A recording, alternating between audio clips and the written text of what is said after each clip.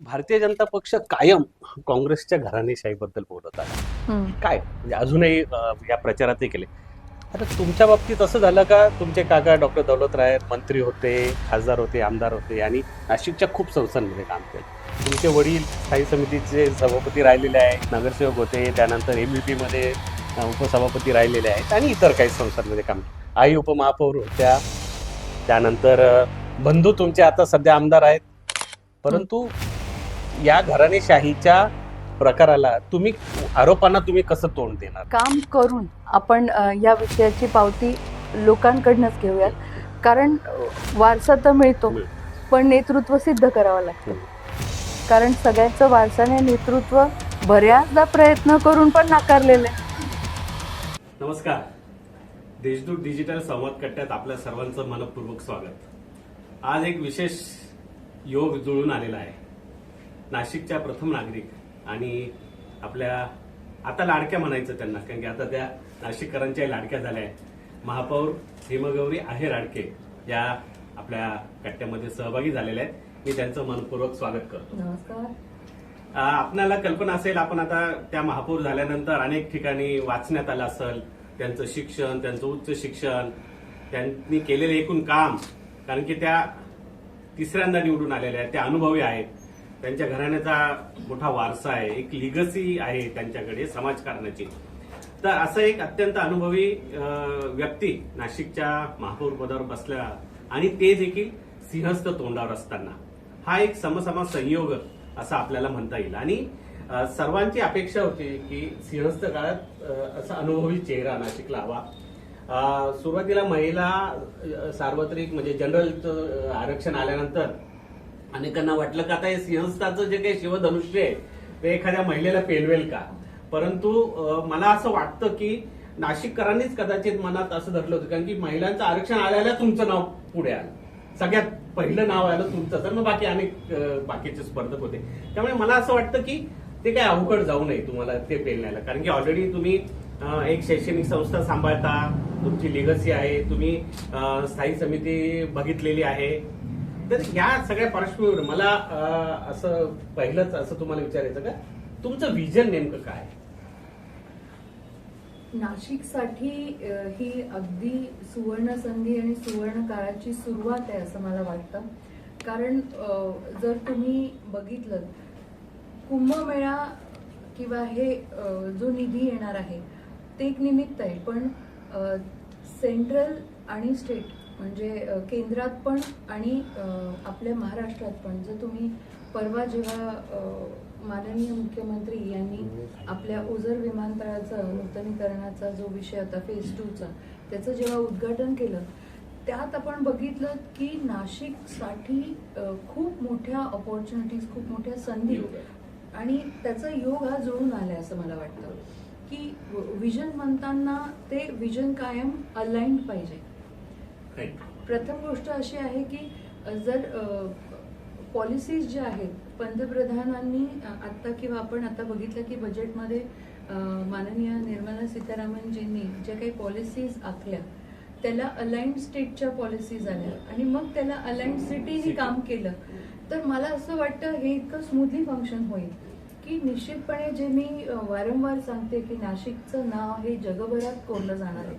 तर नुसतं धार्मिकरित्या किंवा कुंभमेळा आहे म्हणून नाही, तर त्याच दरम्यान आपण पाहता आहे की सुरत चेन्नई हायवे होतोय, यातायात जी आहे ती वाढणार आहे, बिझनेस ऑपॉर्च्युनिटीज वाढणार आहेत, त्याचबरोबर एअरपोर्टमुळे देखील येणाऱ्यांची संख्या वाढणार आहे. शिवाय लॉजिस्टिक्स आपण बघितलं की ड्राय एअरपोर्टची संकल्पना देखील झालेली आहे. सायमल्टेनियसली वाढवण बंदर येत आहे, त्यामुळे नवी मुंबईची जेवढी ऍक्सेसिबिलिटी आहे, मुंबई जेवढं जवळ आहे त्याच्याच बरोबरीने जवळ नाशिक देखील आहे. त्याच्यामुळे हे जॉग्राफिक आणि डेमोग्राफिक जे काही चेंजेस होत आहे इन्फ्रास्ट्रक्चरली, ती अतिशय मोठी संधी आहे. आणि त्यात इतकं मोठं आपण म्हणू की पर्यटन, धार्मिक पर्यटन असेल किंवा नाशिकचं जे काही नैसर्गिक आपल्याला देण आहे, त्यामध्ये जास्तीत जास्त लोकांना कुतूहल पण आहे की आता आपलं जेव्हा एक कुंभमेळा, महाकुंभमेळा पार पडला आहे, त्यानंतर इंटरनॅशनली लोकांना हिंदुत्व आणि हिंदुत्वातली जी आपली संस्कृती आहे ती जाणण्याची तेवढी एकदम प्रचंड आतुरता आहे. एक क्युरिओसिटी निर्माण झाली आणि त्याला आपण कसं पुढे ठेवतो, कसं रिप्रेझेंट करतो, हे सगळं महत्वाचं आहे.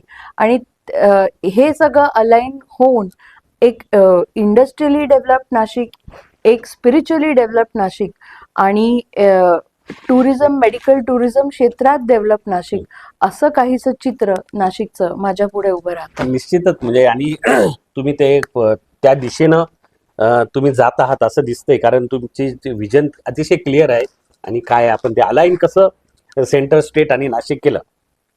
पण मला असं म्हणायचं की आता सिंहस्थ तर इमिजिएट आहे आणि सिंहस्थात येऊ घातलेल्या काही कोटी लोकांना केटर करण्यासाठी नाशिकची पालक संस्था म्हणून महापालिकेला काम करायचंय.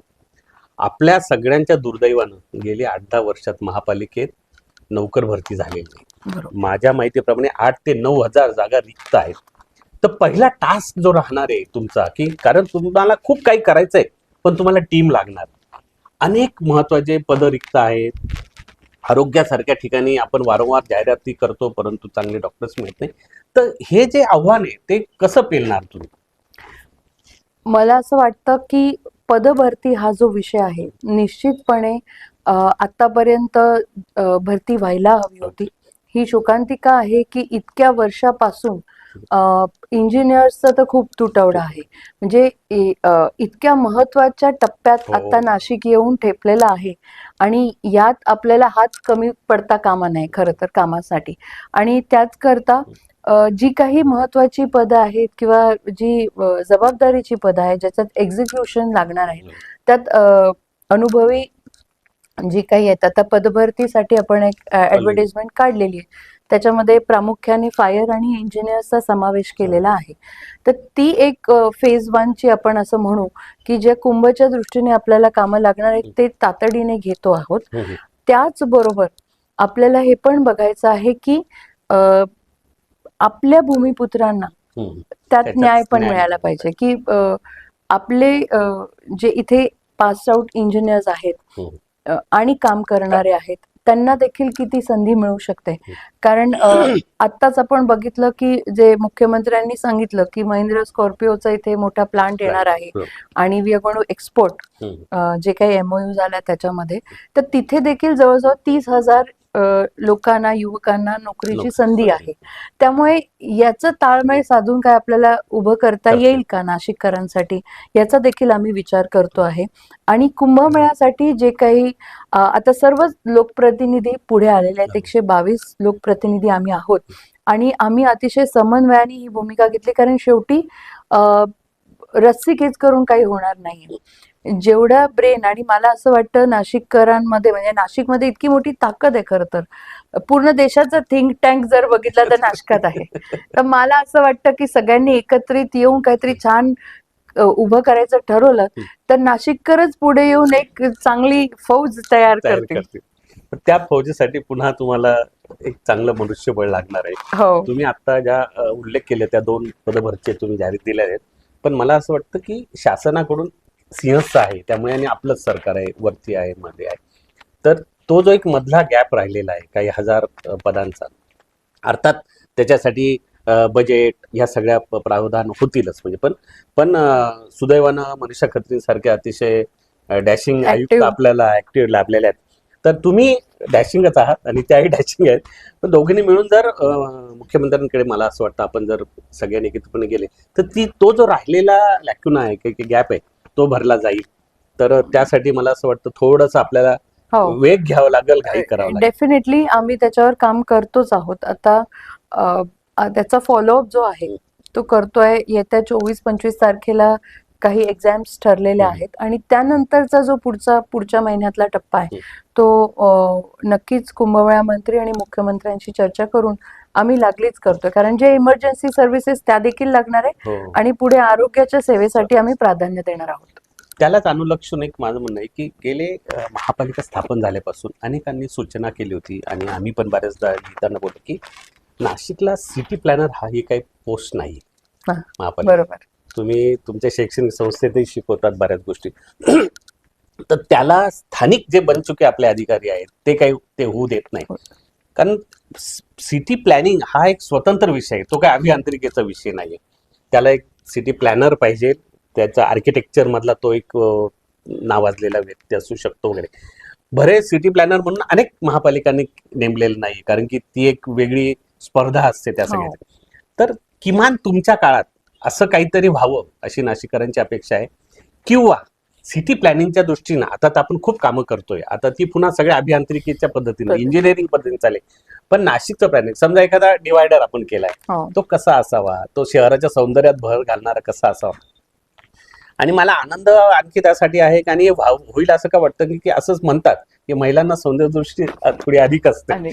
तर त्यामुळे या दृष्टीने जर आपली काही पावलं पडली आणि आपण जर ठरवलं की बा एखादा सिटी प्लॅनर, भले सिटी प्लॅनरची परमिशन मिळव न मिळव, पण एखादी समिती त्या दृष्टीनं शहराच्या प्लॅनिंगच्या दृष्टीने पुढच्या 5, 25, 50 वर्षापूर्वीचं नियोजन असं करता आलं तर तुम्ही कसं, म्हणजे काय बघता? डेफिनेटली जेव्हा आपण ही सुरुवातच करतो आहोत आणि जसं म्हणतोय आपण की ग्लोबली लोक नाशिककडे पाहणार आहेत, तर जेव्हा आपल्याकडे कोणी येणार असतं आणि इतका वेगळ्या पद्धतीने आपण तयारी करतो आहे, तर आपलं शहर स्वच्छ सुंदर दिसावं आणि त्याचं प्रेझेंटेशन त्या पद्धतीने व्हावं हे सगळ्यांना वाटतं. त्यामुळे आम्ही हे प्लॅन करतोय की ही सुरुवात आहे, ज्याच्यामध्ये आम्ही एकसारखा फसाड असावा.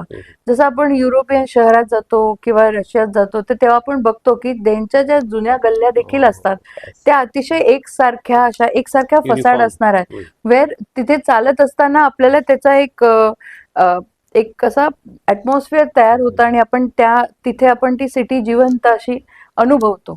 तर तसंच काहीसं आपल्या नाशिकसाठी, कारण आपण रामकालपथ करतोय, तर त्याच्यासाठी आम्ही विचार केलेला आहे, ज्याच्यामध्ये निधी कमी आला तो कशा पद्धतीने आणायचा. म्हणजे या बाबतीत आम्ही दिल्ली दौरा देखील करणार आहोत, ज्यामध्ये आम्ही आमचे जे केंद्रीय मंत्री आहेत श्रीयुत गजेंद्रजी शेखावत साहेब आणि युडी मिनिस्टर खट्टर साहेब यांना भेटून देखील आम्ही जास्तीत जास्त निधी नाशिकचं सौंदर्य आणि एकसारखेपणा आणि त्याचं जे सांस्कृतिक महत्व आहे ते आपल्याला कसं दाखवता येईल आणि एक हेरिटेज म्हणून त्याला कसं आपल्याला पोर्ट्रे करता येईल यासाठी आम्ही विशेष मेहनत घेणार आहोत. सिटी इंजिनियर किंवा सिटी प्लॅनर बद्दल तुम्ही बोललात, तर मागच्या स्थायीच्या काळामध्ये आम्ही गुजरातला भेट दिली होती. त्यावेळेस औडा आहे तिथे एक सिटी प्लॅनिंग डिफरंट टीम आहे गुजरातमध्ये आणि ती अतिशय उत्तम काम करते की त्या पद्धतीने त्याचं मॉडिफिकेशन किंवा कमांड कंट्रोल सेंटर आहे. तर त्या दर्जाचे प्लॅनर्स तिथे उपलब्ध आहे. तर त्या धर्तीवरती काही प्रमाणामध्ये त्याची सुरुवात तरी आपण आता करू शकू असं मला वाटतं. थोडं शेवटाकडे आपण जाऊया, तुम्हालाही घाई आहे. तुमचे पिताश्री म्हणजे वडील बाळासाहेब हे स्थायी समितीचे सभापती राहिलेले आहेत, ते पद नंतर तुम्हालाही भूषवता आलं. तुमच्या मातोश्री प्राध्यापिका शोभनाताई अय्यर या उपमहापौर राहिलेल्या आहेत. तर या दोघा आईवडिलांकडून तुम्हाला निश्चितच वारसा आहेच समाजकारणाचा, पण त्यांच्या पदाच्या काळात राहिलेली काही स्वप्न आहेत का आणि ती पूर्ण करण्यासाठी काय तुम्ही करणार आहात? निश्चित मला एक इथे सांगायला आनंद वाटतो की ज्यावेळेस वडील माझे स्थायी समिती सभापती होते, तर कचरा डेपोचा मोठा विषय नाशिक शहरात पंचवटीतच होतात. आपल्याला माहिती असेल अडगाव या ठिकाणी, तिथे आज मीनाताई ठाकरे स्टेडियम आहे आणि त्या पूर्ण एरियाचा आता चेहरा मोहरा बदललेला आहे. तर ते आपण शिफ्ट केलं होतं त्यांनी. तसंच आज काही प्रमाणात जसं नाशिकचा विस्तार होतोय, तुम्ही बघताय की वेस्ट टू एनर्जीचा प्रकल्प आहे, पण तिथे पण पाथर्डी गावामध्ये जे काही बाकीचे आहेत तिथे पण काही लँड लिंचिंग होत आहे आणि त्यासाठी आपण पूर्ण शहराचं जे खत प्रकल्प आहे किंवा इतर वेस्ट टू एनर्जीचे प्रोजेक्ट्स आहेत किंवा कालच मी जसं STP ला व्हिजिट दिलेली आहे, तर जास्तीत जास्त पाणी शुद्धीकरण आणि जागा शुद्धीकरण ह्या दोन वेगळ्या गोष्टी आहे. बिकॉज एन्व्हायरमेंटली पण आपल्याला त्याची खातरजमा करून घ्यायची आहे की त्याचा इम्पॅक्ट दुसरीकडे झाला नाही पाहिजे. तर मला असं वाटतं की तेव्हा वेगळ्या पद्धतीचं एन्व्हायरमेंटल थ्रेट होतं, ज्याला वडिलांनी ऍड्रेस केलेलं Address होतं.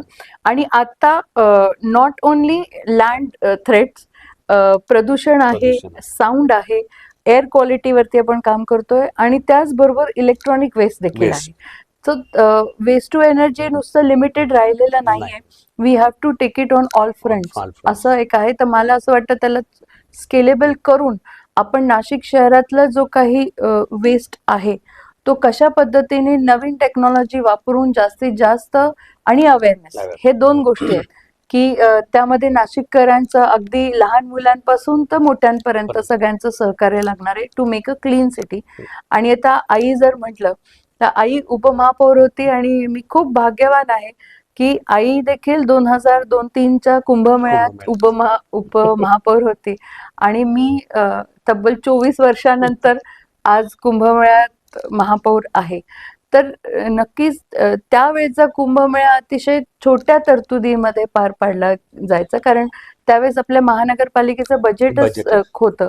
पण आता अतिशय चांगल्या पद्धतीने, म्हणजे जिथे सेंटर पण सहकार्य करत आहे, स्टेट पण सहकार्य करत आहे, त्यामुळे मी असं समजते की स्केलेबिलिटी एक लाभलेली आहे.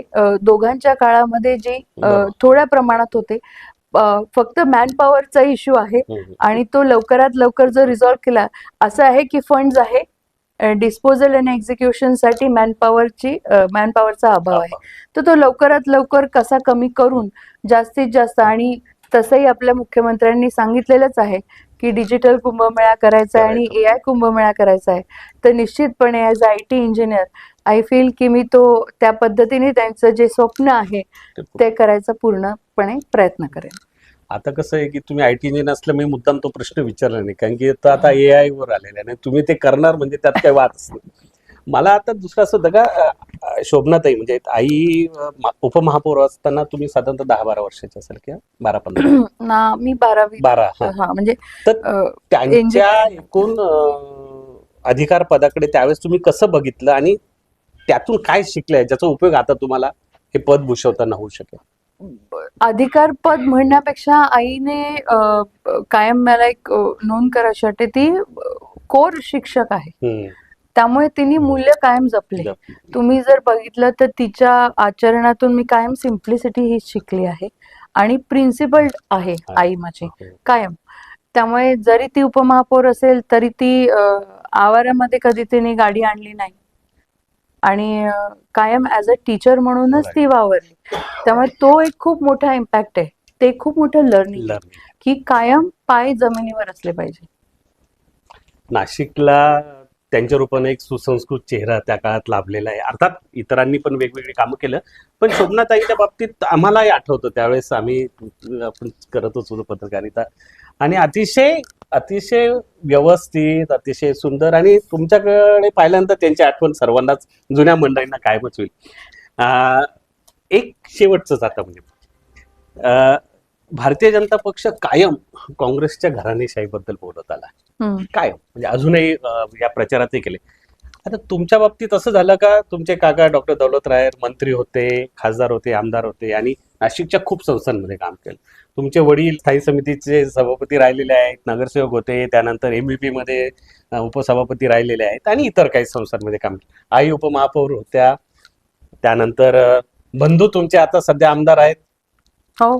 त्यानंतर तुमचे एक दुसरे बंधू जिल्हा भाजपचे अध्यक्ष होते, जिल्हा परिषद सदस्य होते, देवळाचे सभापती राहिलेले आहेत, बाजार समितीचे सभापती आहेत, तुमच्या वहिनी एक तिथल्या नगराध्यक्ष राहिल्या. तर हा जो सगळा घराणेशाहीचा, आता आपण त्याला लिगसी म्हणूया, परंतु या घराणेशाहीच्या प्रकाराला आरोपांना तुम्ही कसं तोंड देणार? आता जे सुरू झालेलंच आहे, होत आहे, त्याचा तुम्ही बचाव कसा कराल, किंवा तुम्ही ओव्हरकम कसं कराल? मला असं वाटतं की ओव्हरकम किंवा बचाव करण्यापेक्षा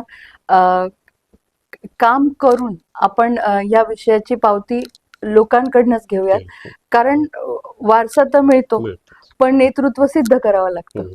त्यामुळे जेव्हा आपण लोकांमध्ये जातो आणि काम करतो, त्यावेळेस लोकांना त्याची प्रचिती येते, नाहीतर लोक नाकारतात. कारण सगळ्यांचं वारसाने नेतृत्व बऱ्याचदा प्रयत्न करून पण नाकारलेलं आहे. हे उत्तर जे दिलंय ना ताईंनी ते क्लासिक उत्तर आहे. म्हणजे एखाद्याने पळवाट कशी शोधावी अवघड प्रश्नात. तर अर्थात हे वस्तुस्थिती आहे की त्यांच्या घराणेशाहीमध्ये सुद्धा ज्यांना ज्यांना लोकांनी स्वीकारलं तशी तशी ते पुढे जात गेले. म्हणजे डॉक्टर राहुल आयर हे नाशिकमध्ये नगरसेवक होते. नाशिकमध्ये त्यांनी आमदारकीचाही प्रयत्न करून पाहिला, पण त्यावेळेस लोकांनी त्यांना नाकारलं. परंतु चांदवड आणि देवळांनी त्यांना स्वीकारले, एकदा नव्हे दोनदा तीनदा. त्यामुळे हा जो भाग आहे लोकांनी स्वीकारण्याचा, मग ती भले घराणेशाही असो किंवा आणखी नेतृत्वाची कसरत असो, त्यात तुम्ही यशस्वी झालात. आणि मला असं वाटतं का तुम्हाला जे म्हणायचं आहे की बा आता तुम्ही जे काही कराल त्यातून तुमचं यश किंवा लोकांची स्वीकारार्हता ही पण दिसणार आहे. अगदी शेवटचा, तुम्ही नाशिकच्या प्रथम नागरिक झाल्या आहात आणि आता तुम्ही नाशिककरांना काय संदेश द्याल? मला नाशिककरांना एवढीच विनंती करायची आहे की आपण आता सध्या खूपच चांगल्या काळात वावरतोय. एक नाशिकची ओळख धार्मिक स्थळ म्हणून आहे, कारण आपल्याकडे शक्तिपीठ आहे, वणीसारखं, रेणुका माता आहे, त्र्यंबकेश्वर आहे, हे सगळं आजूबाजूला आहे. आणि नैसर्गिक सौंदर्य देखील नाशिकचं तसंच आहे. तर हे अबाधित राहून ग्रीन कुंभ, क्लीन कुंभ आणि अतिशय चांगला कुंभ करण्यासाठी मला सगळ्यांची साथ लागणार आहे. आणि ह्या प्लॅटफॉर्मवरनं मी सगळ्यांना विनंती करते की नाशिक अतिशय समृद्ध आहे सगळ्याच बाबतीत. तर जेवढे जेवढे सगळे हात या कुंभाला, तुमचा जो खारीचा वाटा आहे तो प्रत्येकाने उचला. तुमचे जे सजेशन्स असतील, सूचना असतील, कालच मी ई कनेक्ट ऍप बद्दल एक नवीन हे घेतलेलं आहे, स्टेप घेतलेली आहे की ते ई कनेक्ट बऱ्याच दिवसांपासून काम करत नाही अशी सूचना आणि तक्रार मिळाल्या होत्या. त्यामुळे ई कनेक्ट लवकरात लवकर तुमच्या सेवेत कसं येईल याबद्दल मी अधिकाऱ्यांना पूर्ण सूचना केल्या आहेत. आणि आम्ही तर तुमच्या सेवेत नगरसेवक म्हणून, महापौर म्हणून, लोकप्रतिनिधी म्हणून आहोत, पण नाशिकची सेवा ही आपल्या सगळ्यांना मिळून करायची आहे. धन्यवाद मॅडम. थँक्यू. धन्यवाद.